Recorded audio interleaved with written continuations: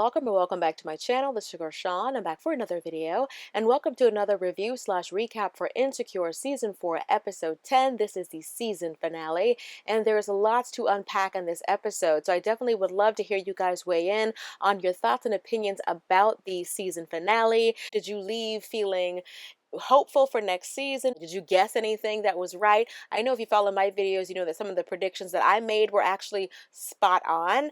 But yeah, I'm about to get into all of that. But if you like this kind of video, then be sure to subscribe to my channel. And in case you just found me because of my Insecure reviews, I'm actually a life and dating coach and I upload videos on dating and relationship advice all the time here on my channel. I've written 3 books on dating. This is something that I do on my channel all the time. So even though Insecure is ending, this kind of content on my channel is not. Go ahead and subscribe, hit the bell for notification, and let's go ahead and jump right into it.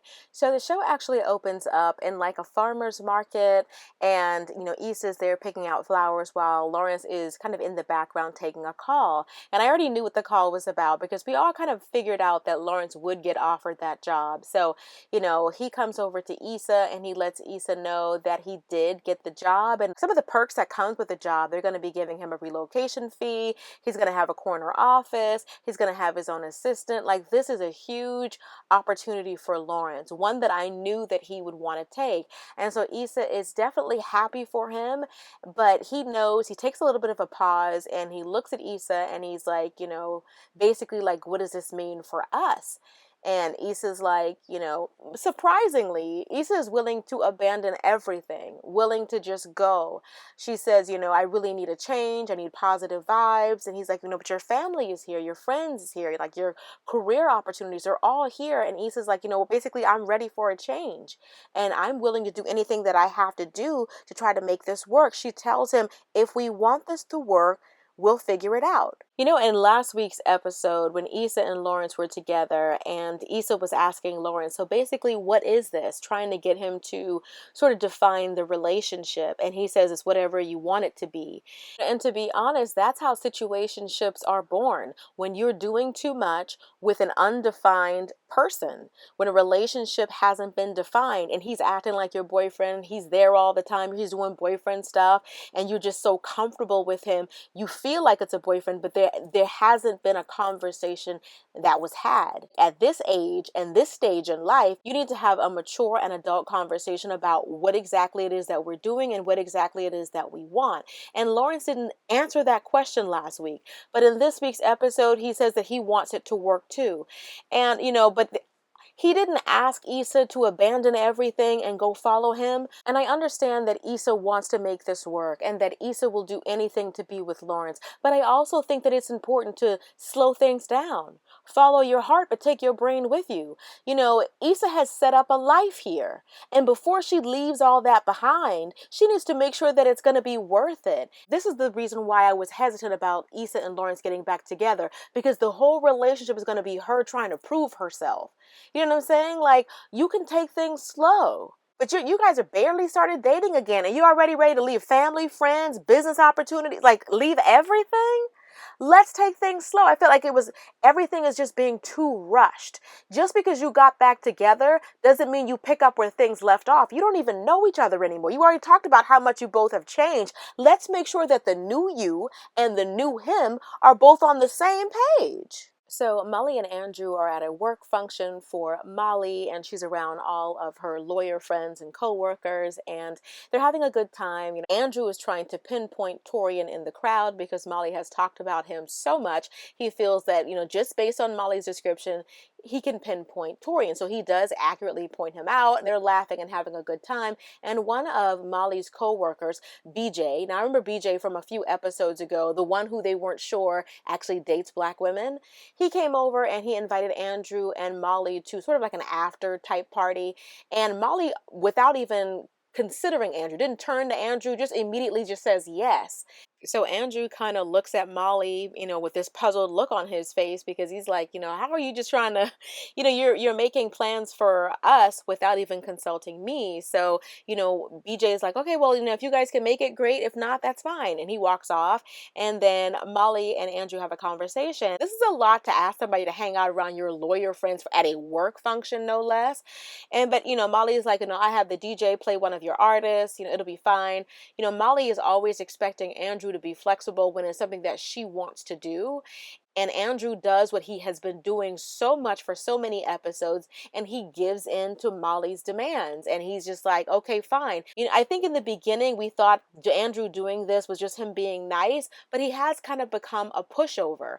And he's so used to sort of tiptoeing around Molly and trying not to anger her or make her upset that he's like losing his own voice in his relationship. No man wants to be in a relationship where the only stress and drama he has in his life is his woman. This is what they talk about, be his peace. That kind of gets on my nerves because a man needs to be your peace too. He can't be the only drama you have in your life either, sis. Molly is easily angered, she holds grudges, and she doesn't apologize. She's also very selfish. And this is one of the many instances where Molly was all about her and wanted Andrew to be on board with that. And again, he was. So Issa shows up at the barber shop to visit Nathan, and when she walks in, Nathan, of course, is happy to see her, and he tries to introduce her to his coworkers and everybody in the barber shop. Like, everybody, this is Issa, Issa, this is everybody, and no one even looks up or pauses for a millisecond to see Issa. And Issa just looks awkward, was like, they're busy, and just walks off to the back. So when they get back there, Nathan is showing Issa this space in the barber shop where they could possibly do free haircuts for those who are disadvantaged, or even sell products. And Issa's like, this is perfect, because I think Issa's going to be using this in the future with some of the work that she does. And so she's taking pictures of this space and just really happy about it. And Nathan, of course, always ready to help. I love how supportive Nathan has been for Issa and her dreams of trying to make this happen. But while Issa's here, he takes this opportunity to have a discussion with her based on last week. Last week, Nathan was, kind of shady, when he was talking about Lawrence, when he was saying, I hope he doesn't mess things up this time, and even calling Lawrence sometimey, and Issa having to try to defend Lawrence. He really felt bad about that, so he apologizes, and he says, hearing that she was back with his ex really kind of messed him up, that he knew that he messed up with Issa, but he just wasn't ready to hear that. And Issa was like, well, just let me know, if it's too much for you that I'm with him, and if we can't keep the friendship going, well, just let me know. And Nathan's like, no, it's not too much for me. And then he says, the last thing I want to do is to complicate your life. That's going to be key for the end of this episode. So Molly and Andrew are returning from a long evening out, doing all of the things that Molly had to do for work, her work function, her after work function. Molly is tired, and Andrew gets down on the couch and he was like, good, I've been trying to avoid all of the spoilers for Finding LaToya. I can finally watch the show. And then Molly's like, you know what? I'm too tired. Can we wait? And then Andrew sort of says under his breath, of course we'll do it on your schedule. So Molly comes over and she's like, wait, what did you say? And he was like, if I had asked to stay longer, it would have been a problem. So then Molly says, when I was working late, you didn't like that. But now that I'm including you in my work function so that we can spend more time together, you don't like this either. And to me, that's like completely missing the point. That man never said, I don't like you working. I don't like you working long hours. All he was saying is basically, don't make our relationship your last priority. That was a perfectly fair and understandable request for somebody who you're supposed to be in a committed relationship with. So then Andrew says, every time that I mention something that bothers me, you just dismiss it. That's a problem that I have with Molly. Molly feels like the world revolves around her. Her needs, her wants, her desires, everything is about Molly. If you wronged Molly, you better apologize. If Molly wants to do something, you better smile and you better do it. Molly never wants to compromise. And if you want to be in any type of relationship that's a healthy one, you're going to have to learn to compromise. You can't always be right and somebody else always be wrong. A relationship is give and take. You can't be the only one always doing the taking. Sometimes you got to give a little. And that's where Molly struggles the most. So Andrew tells Molly, oh, so I'm supposed to bend over backwards every time it's something for you? And Molly says, when have you ever bent over backwards for me? And I wanted to throw my phone. Molly, if you don't stop playing, Molly has done nothing but test this man and his patience since the beginning. Time after time, incident after incident, Molly has made him a second thought, hasn't prioritized Andrew, his feelings, none of that. Molly has put herself first every single time. So Andrew calls Molly out on it, and he was like, you knew I wanted you to go to that game with my brother. It was a peace offering, but you didn't want to do it. And Molly's like, I didn't want to do it because he was being disrespectful and being rude. Then Molly tells him, I thought we had gotten past that. And, she's like, I feel like you just be holding on to stuff, which I don't even know how Molly was able to say that with a straight face. If there's one thing that Molly has, that's audacity, okay? Because that's Molly's biggest problem, is not being able to let things go. That's what Dr. Rhonda has told her. That's what Issa's told her. And now that's what Andrew's telling her. Andrew's like, me not letting stuff go. You don't let stuff go. And they're in the middle of this knockdown, drag out fight. But Molly's phone keeps ringing and she looks at it and it's Kelly. So she just sends it to voicemail. She turns to Andrew and she's like, what is this really about? And Andrew says, I do what you want, Molly. I do what you want, when you want. I share when you want. I go to the places that you want. And basically, like, I'm tired of it. And the phone rings again, and Molly picks it up in a huff, and she's like, what? If the roles were reversed, we would be saying that Andrew needs to know his worth. And that's what we need to be saying. Like, this relationship is toxic for Andrew. Molly is our good sis, and we want Molly to win. I've said this repeatedly. Molly hasn't added anything positive to Andrew's life. The only stress and drama he has is from Molly. He has to walk around on pins and needles trying not to anger her. And that's no life for anyone. Just to keep the peace, he has to bite his tongue. And a man with masculine energy is not going to stand for that too long. So Molly shows up at Tiffany's and she sees that Kelly's already there, Issa's already there, Tiffany's mom and sister are there, and Derek is on the phone and he's clearly distraught. So Molly comes in and she asks Issa, who is Derek talking to? And Issa tells her it's the movie theater. And Molly's like, well, so Tiffany's really been missing? And then Issa says, well, yeah, she said she needed some time. She disappeared yesterday and no one has seen or heard from her since. So, while Derek is on the phone, Tiffany's mom is talking to Kelly and she said, last night I dreamed of catfish.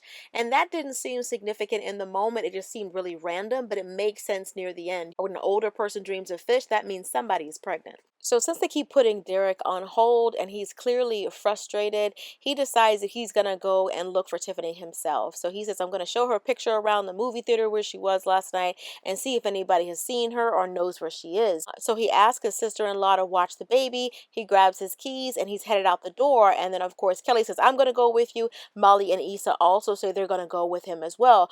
So they show up at the movie theater, Kelly, Issa, and Molly, along with Derek, and they kind of split up and decide that's the best way for them to look for her. So Kelly sees a very nosy security guard out of the corner of her eye, which happens to be played by the showrunner, Prentice Penny. You guys see him every week in the wind down, trying to ask him if he's seen Tiffany. And of course, Derek goes to a movie attendant and asks if she's seen her, and they're getting no's all over the place. And then you have Issa and Molly suggests that they go and ask the people at the concession stand if they've seen Tiffany. And then Molly also suggests that they split up to cover more ground. And Issa's kind of like, split up?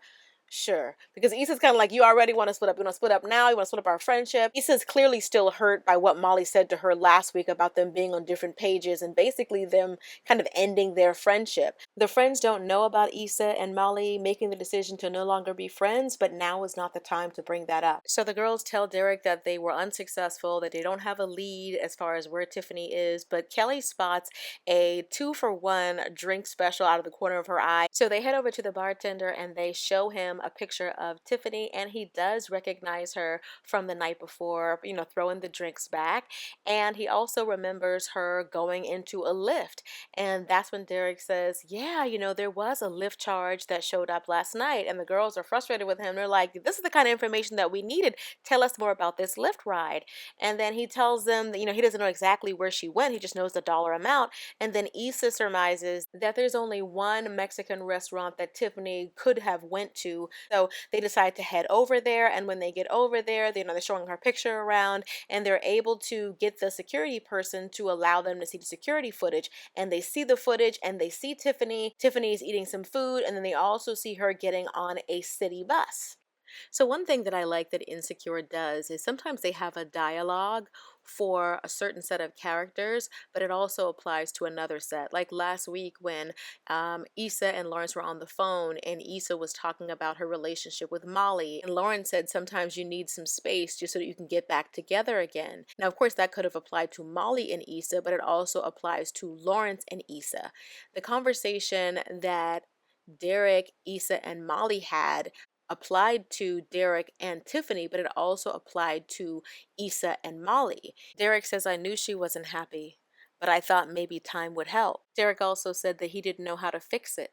He said he tried to get her to help with the baby, but I didn't think it could ever get this bad. Then Issa kind of looks over and Molly looks away because it applies to them. Then Derek says, I can't believe that I let this happen.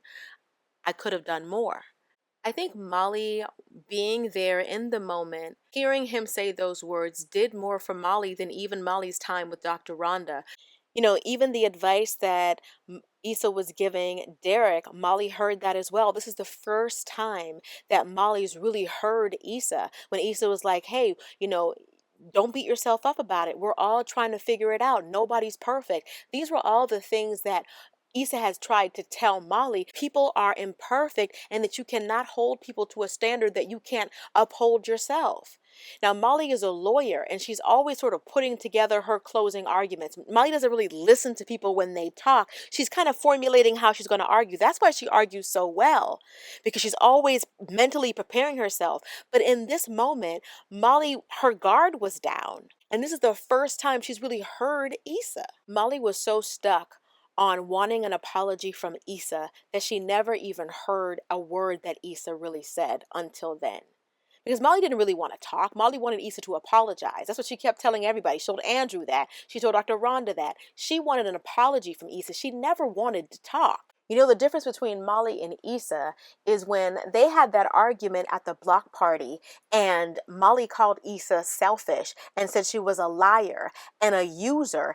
Issa changed. Issa heard everything that Molly said and spent the entire next episode trying to be selfless with the lady at the grocery store, with the man who missed the bus, with the ladies from the bachelorette party. She was open and honest with Lawrence about Nathan, and open and honest with Nathan about Lawrence. She's tried to change. She heard Molly, but Molly never heard Issa. And when Derek was talking about how he could have done more, that's when, Andrew's words probably rang in Molly's head about him saying that you should at least meet Issa halfway and you should meet Victor halfway. Like, it finally hit home. So Derek and the girls finally get to the hotel, and, Derek has taken a moment to sort of gather himself and to gain his composure before he goes over to knock on the door. So the girls are there, which I'm really happy about. They really can lend him some moral support, and they're like, are you okay? And he says, I just want her to be okay. And I just absolutely love Derek's character, a man who embraces fatherhood and being a husband, and he cherishes that. So he goes over and he knocks on the door, and Tiffany's like, who is it? And he say, it's me. And Tiffany doesn't open the door right away. And then he says, baby. And then Tiffany still doesn't open the door right away. She takes a moment, and then she finally opens the door and she reveals herself, just not all done up like she typically is. The thing about Tiffany's character is she's always presented this image of having everything together.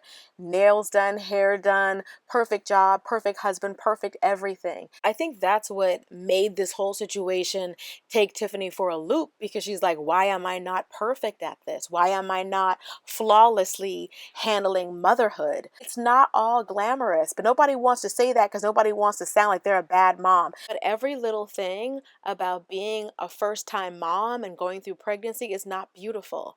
There are beautiful moments when your child is breastfeeding and they look up at you and all that. There's beautiful moments, but the whole thing isn't beautiful. And I think because we've glamorized it so much, when a mom doesn't feel like this is amazing, this is the best experience ever, some women could easily fall into depression. Like, what's wrong with me? Why don't I love the fact that my nose is bigger? Why don't I love the fact that my feet are swollen or that whatever is going on? Why am I not embracing these things? I think we should normalize the fact that not all of it is glamorous.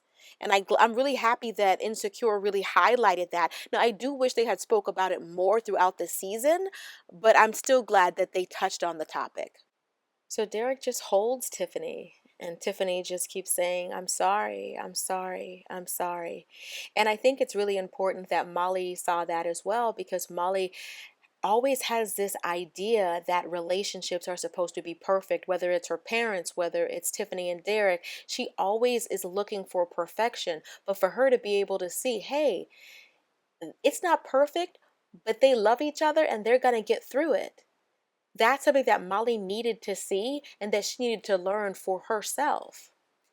This is random, but I absolutely love the shot that they had of the mural for Kobe and Gianna Bryant and also for Nipsey. That was really nice. But anyway, they go to Molly and Andrew, and they're finally having this conversation that they had to postpone because of the whole Tiffany thing. And Andrew sort of tells Molly point blank that a relationship shouldn't be this hard and that basically he's not sure if they're meant to be. And then Molly immediately just goes into apology mode. She's like, I should have gone with you to the game with you and Victor. And Andrew's like, no, it's beyond that. It's more than that. This has been going on for a long time. Molly, much to my surprise, just sort of kind of pleading with him. I could be more open. I can share. We can go to therapy. I can be better. She just goes on and on and on. And then Andrew has to look at her and say, what are you fighting for right now? Molly sort of treated this relationship like it was something on a checklist, something on her to-do list. This was about proving to herself and others that she wasn't the problem and that she could, quote unquote, keep a man. You can't keep a man who doesn't want to be kept. Andrew was staying because he felt the same way as Molly did. Like, we're both trying to prove to ourselves and others that we can have a long-lasting relationship. I think that's why Andrew was biting his tongue so much and why he kept sort of, acting like he was okay with things he wasn't okay with and kind of letting Molly take the lead, even though that's not what he wanted to do. During the vacation episode, I remember Victor telling Molly, that he couldn't wait to meet her because he wanted to see the woman who was able to keep his brother around for a while. Basically implying that, he doesn't stay around with women either. I think they both had a point to prove, but that's not a reason to stay together. As you can tell by how successful both Molly and Andrew are, they're overachievers and they're used to accomplishing their goal. But you need the other person to be willing to do that. It's not something that you can do all by yourself. You cannot be in a relationship all by yourself. And that's how Andrew has felt, like it's been all by himself. He's the only one compromising. He's the only one apologizing. He's the only one being accommodating. He's doing all the work and it is exhausting. And he's like, as much as I wanted to accomplish this thing, at what cost to me? So Lawrence goes to visit Issa and he's finally coming to her apartment. She greets him with a warm embrace. They hug and they look so cute together. But anyway, he comes in and he clearly looks like something's bothering him. He looks like he's been crying or that he's about to cry. And Issa can pick up on that and she's like, what's wrong? Like what exactly is the matter? And then he drops the bombshell. He said that Condola came over and she wanted to talk and she's pregnant and Issa just looks like she just lost her puppy. Like, you could see it all on her face. She wasn't expecting this at all, but we did. We called it a long time ago. We have all called it. We knew that Condola was pregnant. I feel like they were trying to distract us with the whole Nathan thing, thinking that Nathan would be the thing that got in between Issa and Lawrence, but we knew it was going to be Condola. Why else have her character be here from the beginning? I do like how they shot this scene because they sort of spliced the two scenes together with Issa and Lawrence and also with Lawrence and Condola. So when Issa's like, so what's basically, is she going to keep it? And then they cut to Condola and Condola is like, yes, I'm going to keep it. I wasn't ready with Mark, my husband, but I am ready now. This isn't ideal, but I want to keep the baby. And Lawrence is so upset. Like everything that he wanted was like right there at his fingertips. He was about all the job, like everything is called into question. Even Issa's willingness to want to move to San Francisco to make it work. All of the stars were aligning for Issa and Lawrence to be together, and this is another huge obstacle. So Issa asked him, "Are you guys going to be together?" And he's like, "No, I told you I wanted to be with you." Lawrence says that he's still trying to wrap his head around everything. And Issa says with tears in her eyes, "This is too much." She said, "I thought I was just starting to get everything on track. Her career is going great.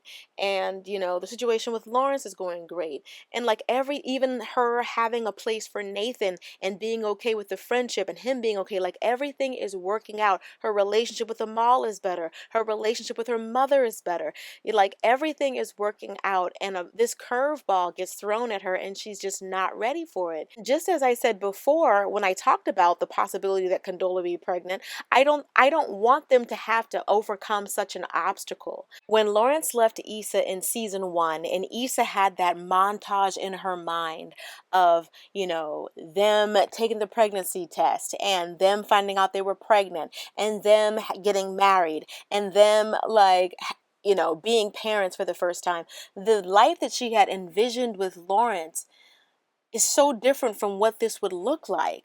Now, I'm not saying that you can't have a fairy tale ending with someone who already has a child, but I know that when you see your life in a certain way, it's very hard to all of a sudden see it in a different way. Like Lawrence was her ideal, her everything. And now there's like a whole lot that comes with Lawrence. The situation between Issa and Condola was already messy. Now she's going to be the mother of your man's child.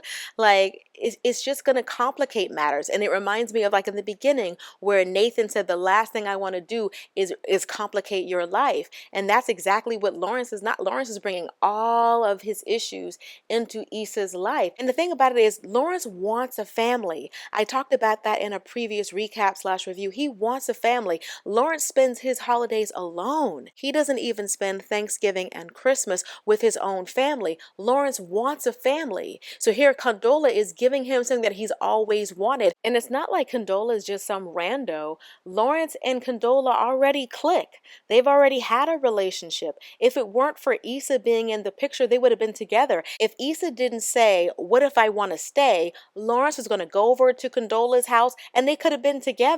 With a situation like this, it's very easy to be overwhelmed. There's only enough room in a relationship for two people. You're adding a new mom into this, and he's going to have to spend time with her.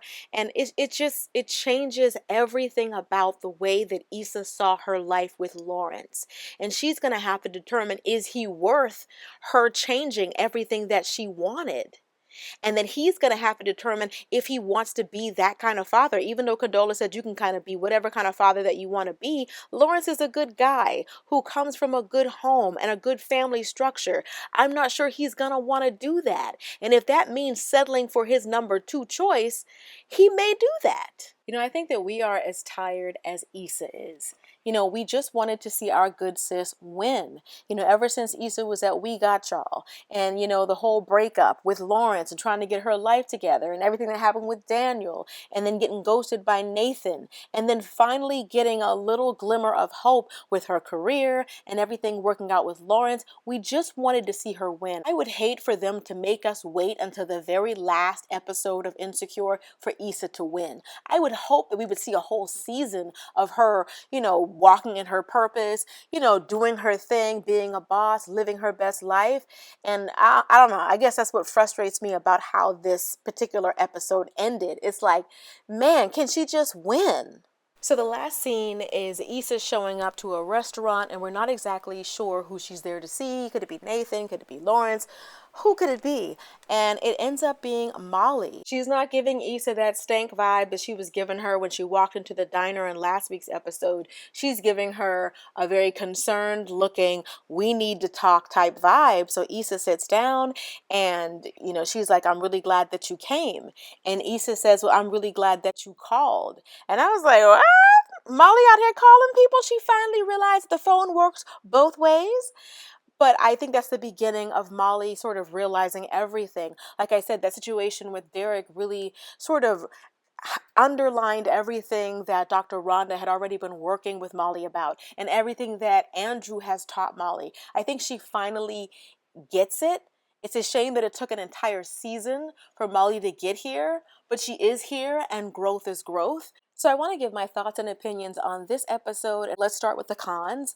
I am a little bit disappointed that we weren't really surprised. And for a season finale, I would have loved a good plot point that we didn't see coming. A lot of us called the idea that Condola was pregnant. A lot of us saw that Tiffany was going through postpartum depression. A lot of us predicted that Molly would have to lose everything in order for her to want to be humble enough to talk to Issa, and that Andrew would break up with her in this finale. We didn't really get the shock factor that sometimes you get on a season finale, but there were lots of pros.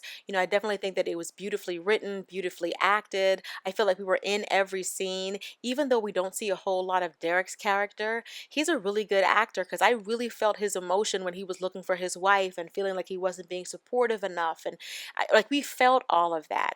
I also felt the emotion for Lawrence and Issa at the end. Even though I predicted that Molly and Andrew would break up, I still felt for both of them in their scene as well. This is not a knock on the acting or on the show itself. I just wish that they had gone in a different direction with regard to the season finale. They could have let Lawrence move to San Francisco and Issa and Lawrence did the long distance thing, or they could have let Issa move to San Francisco for a couple of episodes and then realize it wasn't for her and have her move back to LA. There were a lot of things that they could do. They could have Issa really be torn between Nathan and Lawrence. Well, it definitely looks like Condola and Nathan will be returning for season 5. At least that means that it's going to be interesting. Of course, there'll be plenty of drama. So that's the thing. I don't know. Maybe I'm a hopeless romantic and I kind of wanted more of a happier ending than this, but this is the end of the season and not the end of the show. So there's still time. But I would love to hear your thoughts and opinions on Insecure season 4 episode 10, the season finale. What do you guys think? Did you expect that Condola would be pregnant? Did you predict that? Do you have an alternate ending that you would like to propose? Are you excited about Condola being back next season? And Nathan, what are your thoughts about how this season ended? But anyway, I love you guys and I hope that you all have enjoyed me reviewing slash recapping this season of Insecure. It's been my pleasure. I've really enjoyed talking to you guys in the comment section and all the feedback that you guys give me on my videos. Thank you so much for being with me all season long. And if you like hearing my thoughts and opinions on life and love, I actually do videos on this pretty regularly, not on Insecure, but on dating and relationships. I'm a life and dating coach. I've actually written a couple of books and everything. I'll leave my books below in the description box. You'll definitely enjoy my channel if you like hearing about dating, love, life, relationships, and all that. So go ahead and subscribe and hit that little bell. And yeah, I will be sure to link my last recap on the screen and also one of my dating and relationship advice videos on the screen for you guys as well. Till next time, later divas and dudes. Deuces, honey.